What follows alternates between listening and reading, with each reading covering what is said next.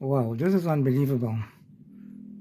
I am actually watching another hastily called press interview just an hour ago with the Vice President of Guyana, Dr. Barrett Jagdeo. This is in response to the hastily called press conference by the AFC sometime yesterday afternoon. It is clear as day that the VP is concerned that ExxonMobil can help to fund the AFC election campaign, and that is causing some concern among the PPP government. That's my suggestion. If you even look at the comment section, some PPP supporters are even going so far as to say that United States can try to support Nigel through Exxon Mobil. What a bacchanal. All I can say, this is a big revelation with this sudden interview by the Vice President by Jagdeo, and there has to be a lot of government concerns. And I expect there's going to be a lot more of this to come in the coming days. Some people are even saying like it seems as though the election campaign 2025 will be by Jagdeo versus Nigel. Let's see where this is going. Wow, wow, wow. Conflict of interest as AFC leader now. During your press conference yesterday, the AFC held their press conference today. Mr. Hughes is still holding out that he could separate himself from being party leader and then having his legal interests. How exactly does that work? Well, first of all, I think they went into panic mode. They did not realize that Nigel Hughes had this huge baggage and that he will take this obscene position. That is the leadership of the AFC. In an interview with Demerara Waves, he said that should the national interests conflict with his personal interests as a lawyer to ExxonMobil, his personal interests and Exxon's interests would prevail over the national interests. Now, this is a person who just got elected to the leadership of his party. In fact, the top position in his party. That is clear for every Guyanese to see. You can't walk that back. You can't undo that. That was done. It's in the full public domain. And I commend Dennis Chabral for asking him that question. And I think it's incumbent on every Guyanese to read what he said there, because it reveals the working of his mind. That national interests will come second to him in any situation where his money is affected. Then, yesterday I dealt with this at the press conference, and I pointed out that apart from what he said yesterday, when he was interviewed, that there are other things that he should answer for. So they held this press conference today, I think, to rebut what I said yesterday. And they dragged out half of the AFC at the press conference. Patterson started off by saying they will lead a moral revival in this country. This is disingenuous.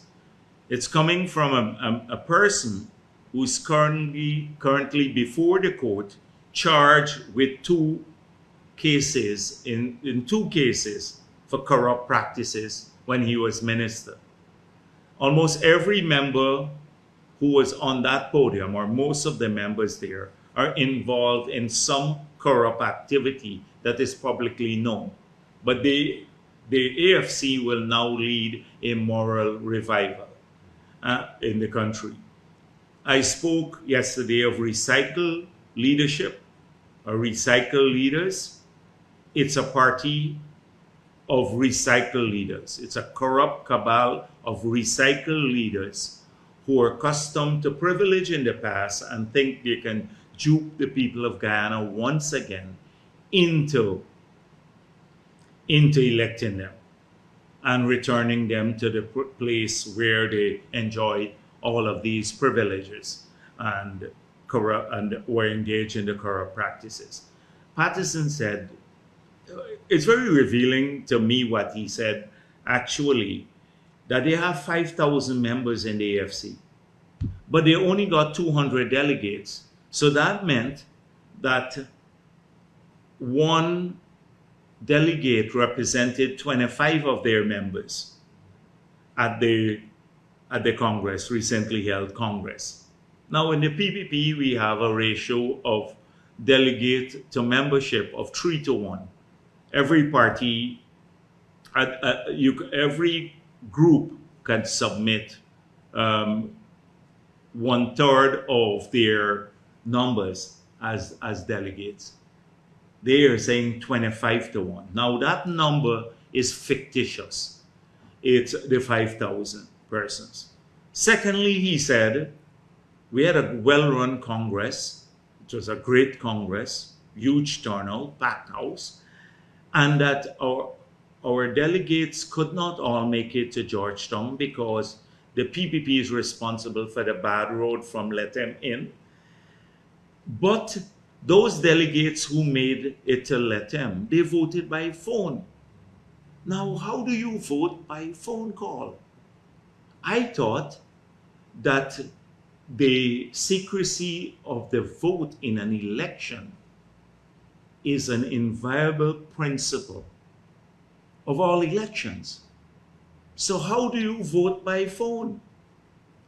This is a new, and I wonder how they counted those votes by phone, and who did they call? Did they call Christopher Ram? Did they call Patterson? Did they call Sherrod Duncan? Well, I don't think they called him because he didn't get the votes. Or did they call Nigel Hughes and say, we're voting for you? And how was it done? So it's very interesting what they've said at the beginning of their press conference. It raises more concerns about their membership and about the conduct of the elections that were recently held. I've already said to you that they did a hatchet job on Sherrod Duncan, one of their own, by spreading everywhere that he was corrupt. And frankly speaking, Nigel Hughes has more baggage, 100 times more baggage in his closet than Sherrod Duncan has. So, but yeah, so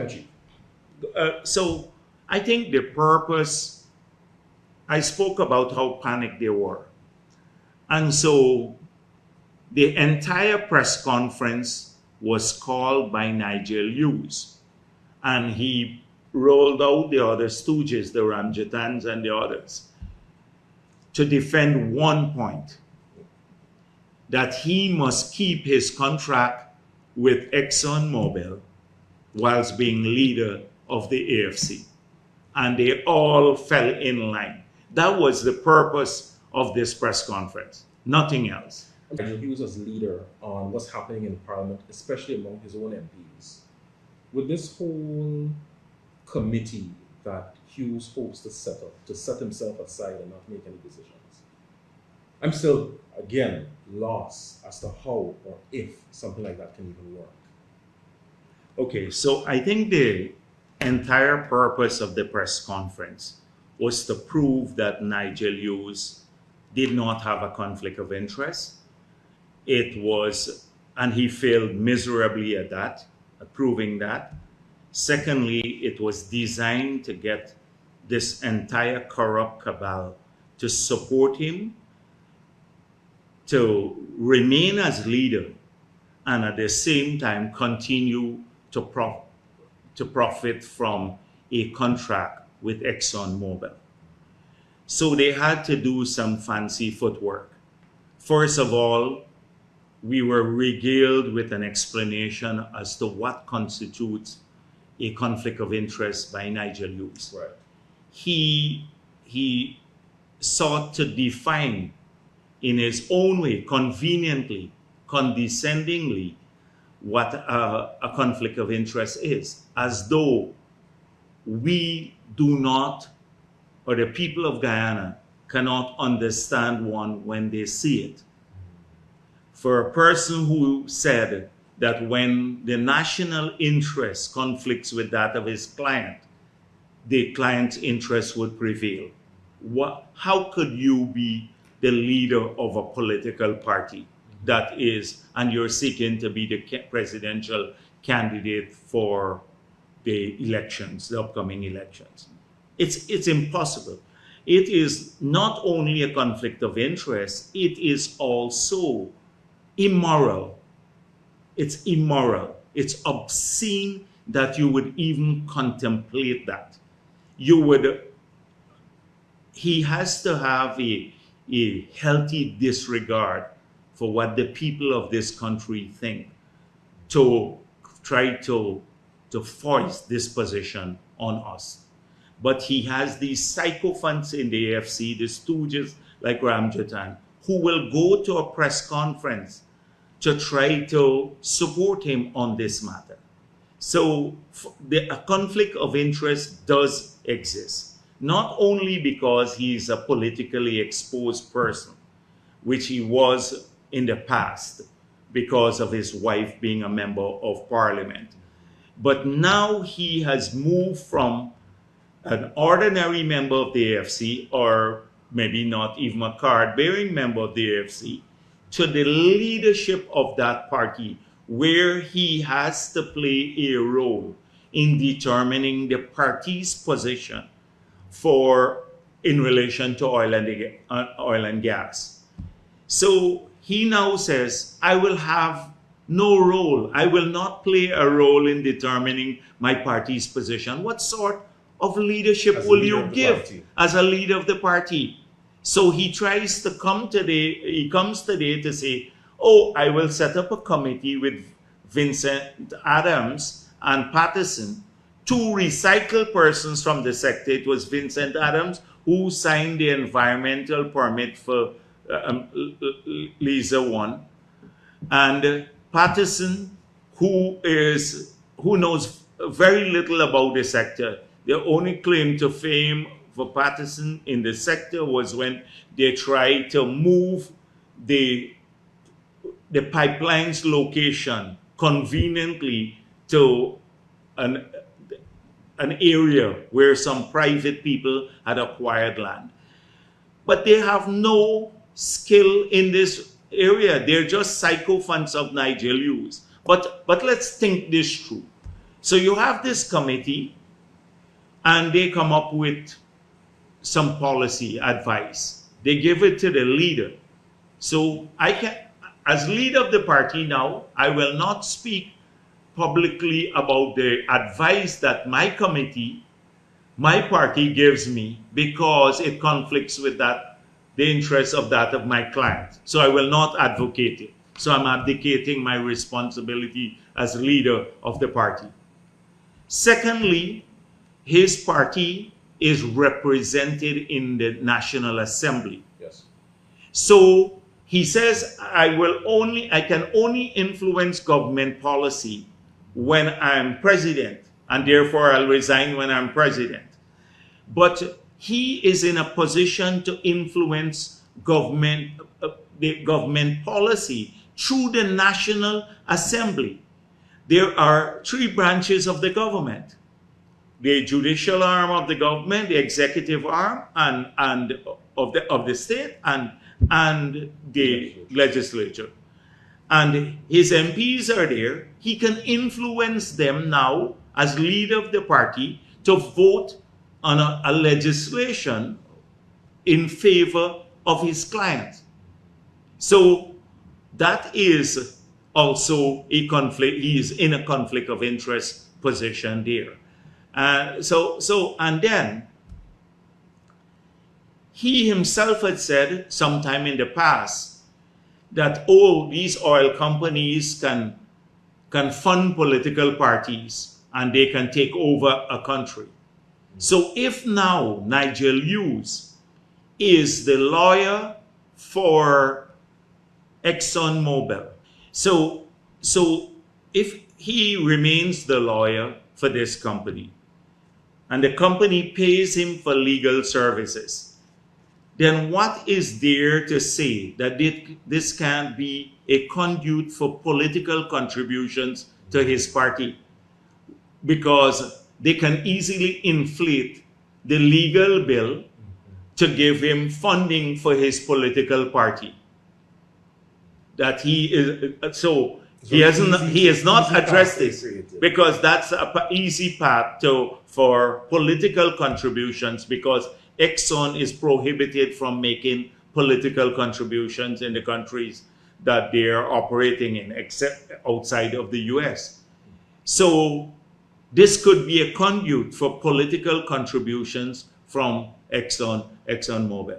It sounds like Mr. Hughes is banking on the public not considering all of these things. And then, fourthly, he says, oh, I've never handled this account. It's handled by Mr. Pollard. Now, Pollard is part of the law firm that he owns. So whether it's handled by Pollard or anyone else, the Exxon's account, he benefits from it financially when the proceeds come into the company, because he's part owner of the company. So apart from him being a politically exposed person, these are all issues that we need to consider. And he wanted the country not to pay attention to any of these issues. That's why he had all of these sycophants surrounding him and trying to distract attention from Vincent Adams talking about metering now, and somebody else. He didn't know about metering when he was at the EPA. They installed him at the EPA. And Patterson talking about something else, their moral revival. The entire press conference was designed for one purpose. It is to allow him to keep this lucrative deal whilst still remaining leader of the party. So we had pointed out also yesterday, I did, where in the Global Witness report that he lied to Global Witness. So he actually said to Global Witness, my tenure as chairman of the party did not overlap with Trotman's tenure as minister. And Global Witness actually just Googled it and they said it's a lie. Trotman was minister for 11 months before Nigel Hughes resigned as chairman of the party. And we now know, based on the Clyde and Company report that they commissioned, that the negotiations, the first negotiating brief, went from Exxon to the government of Guyana in May of 2015. So the fact that he resigned, yes, that the fact that he resigned in April, on April 11th, next year, that's 2016. All this time the government was engaged in negotiations with ExxonMobil. When he was the chairman of the party, and Trotman was the general secretary of the party. And that is why the Global Witness said there was a conflict of interest position there that required an investigation. He said, "Oh, I can. I'm open to a conflict of interest negotiation." I don't think he has to worry too much. I think Exxon has got more worry than him, because if it could be proven that the government of Guyana, their lawyer he was their lawyer, because in the PSA, the lopsided PSA and the bridging deed that were signed in 2016, his law firm was listed as the law firm representing Hess, Sinuk, and Exxon.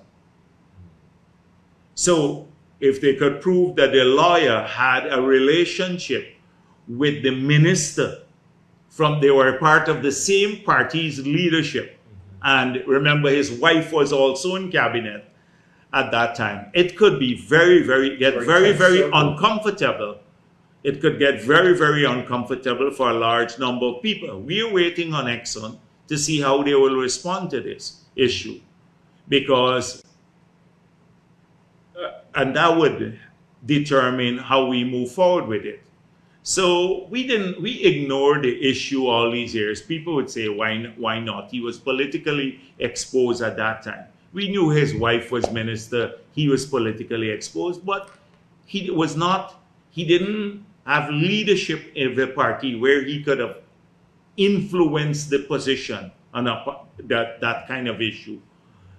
So I wonder what they will put in their manifesto for oil and gas now, because whether he will have a say in what goes into the manifesto. He's saying, I can't have a say now. Wait until I'm president. So I will not put anything in my manifesto on oil and gas that will conflict the interests of ExxonMobil. It sounds like the party membership should be concerned about something. They should be concerned, and these sycophants who went to the press conference, they only purpose, the Pattersons and the Ramjatans and some of the others, their only purpose now in life is to get back to the positions of privileges and perks that they enjoy, the gold bangles and the gun licenses and all of that. So I would not pay them too much attention. They're just window dressing. They're just there to support a very clever but transparent attempt by Nigel Hughes to do both things, to enjoy both sweets. I just want to briefly touch on something before we wrap up. This whole thing about the brief mention of moral revival. Does the AFC have the capacity? If you look at their political history when they were in government, does the AFC have the capacity to lead any moral revival? And coming from Patterson, it didn't come from anyone else. A man, Patterson, wants to lead a moral revival. A man who we saw cussing up people, urinating on their fence, and then urinating on their fence, and then when the people protested, actually gave them a good cuss down.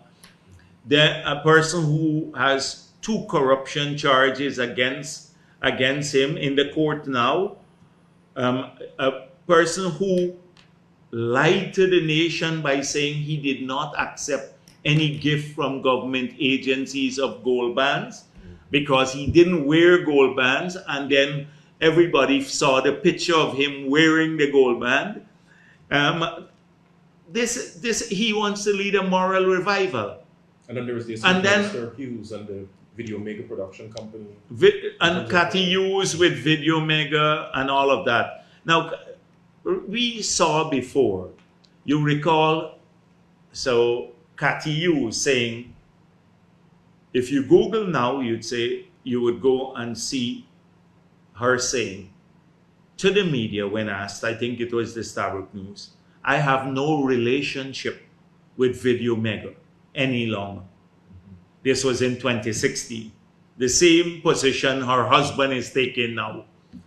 Oh, I will have that's my company, I'm separating myself from it, and I have no executive role in the company. Exact same thing her husband is saying now. Then what happened?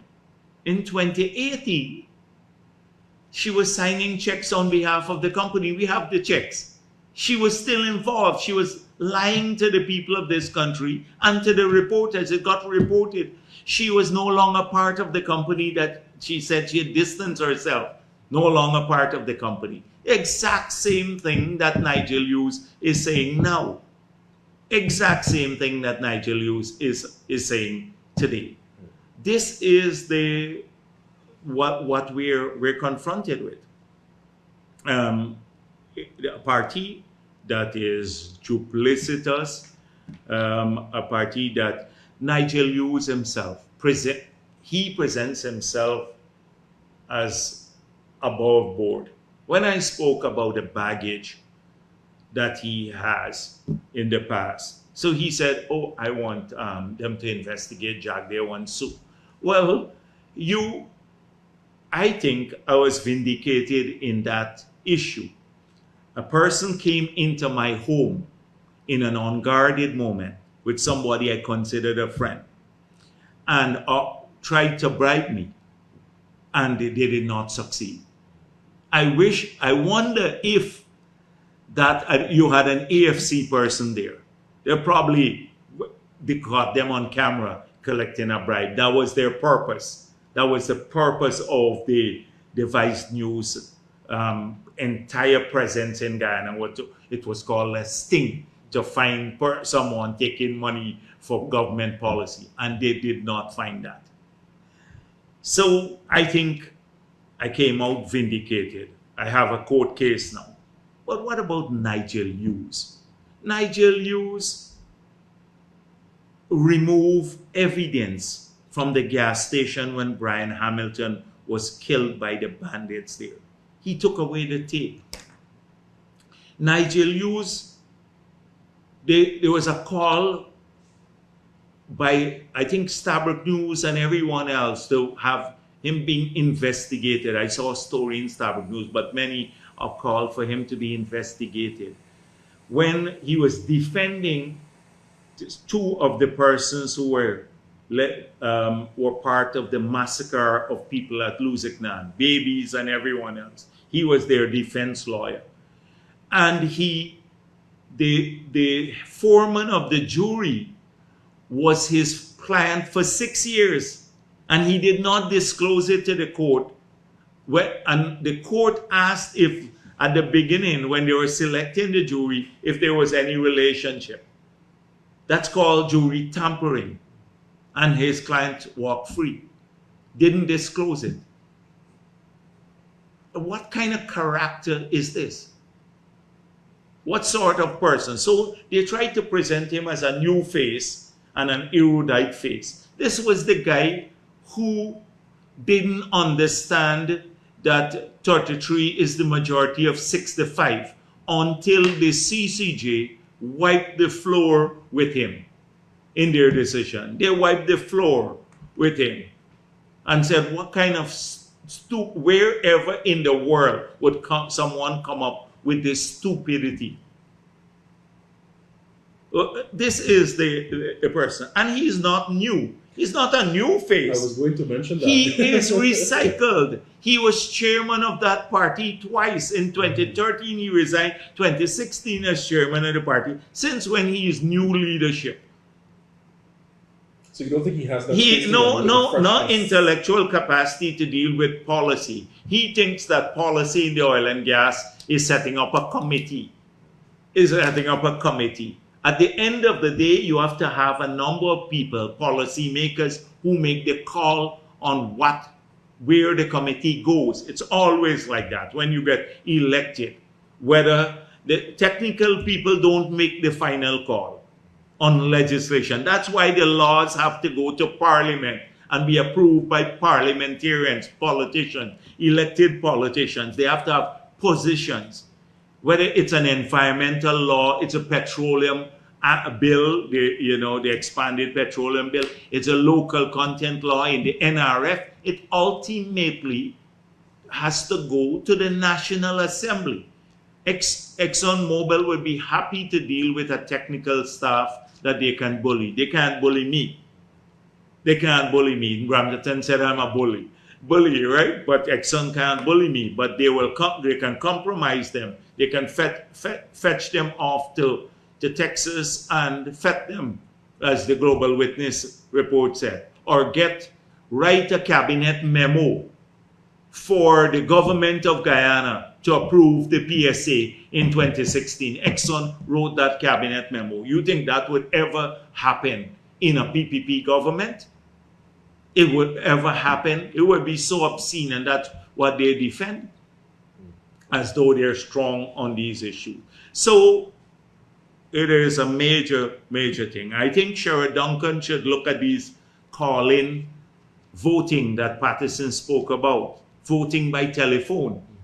And Christopher Ram, I wonder if they called him as returning officer to say who they voted for and where is the secrecy of the vote. It's an interesting thing to deal with. Patterson just opens his mouth, and I think he put them in more trouble. So what happens now? Nothing. They would continue to dig in where Nigel Hugh's money is concerned.